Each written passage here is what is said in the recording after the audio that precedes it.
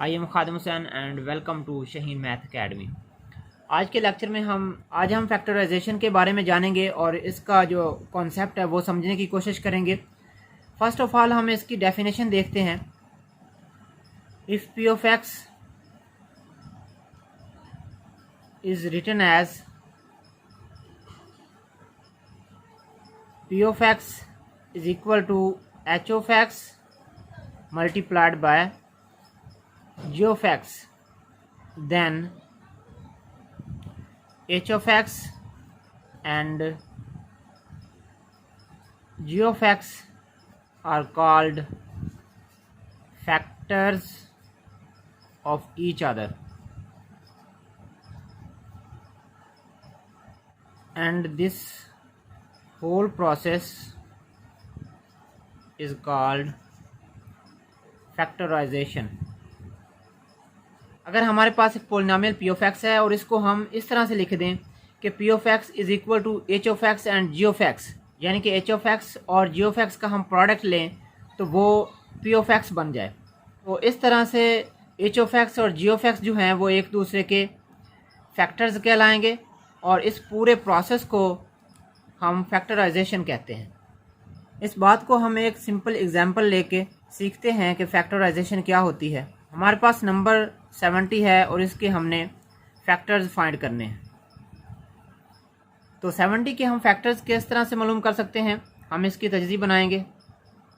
2 multiplied by 35 is equal to 70, 7 multiplied by 5 is equal to 35।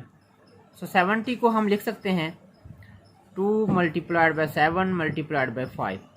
सो ये number जो हैं 2, 7 and 5 ये नंबर 70 के फैक्टर्स कहलाते हैं।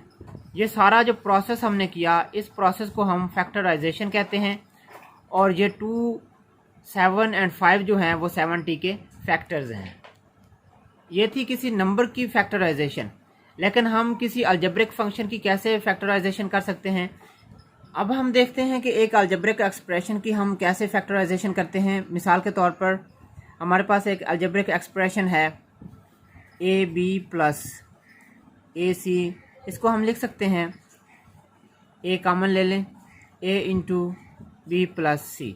इस अलजेब्रिक एक्सप्रेशन को हमने लिख लिया ए इंटू बी प्लस सी। तो ये ए और बी प्लस सी जो है वो इस एक्सप्रेशन ए बी प्लस ए सी के फैक्टर्स कहलाते हैं और ये जो प्रोसेस हमने किया है इस प्रोसेस को हम बोलते हैं फैक्टराइजेशन।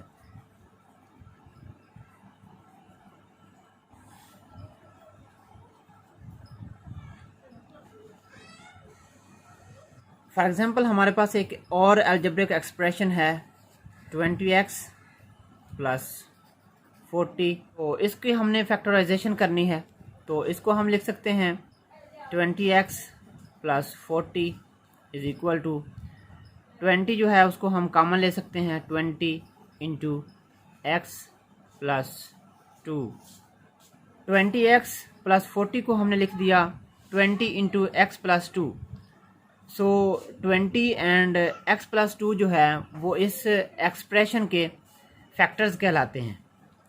20 जो है वो एक कांस्टेंट नंबर है, तो जो कांस्टेंट नंबर होता है इसको हम बोलते हैं न्यूमेरिकल फैक्टर और जिस फैक्टर में अलजेब्रिक टर्म इन्वॉल्व है उसको हम कहते हैं अलजेब्रिक फैक्टर।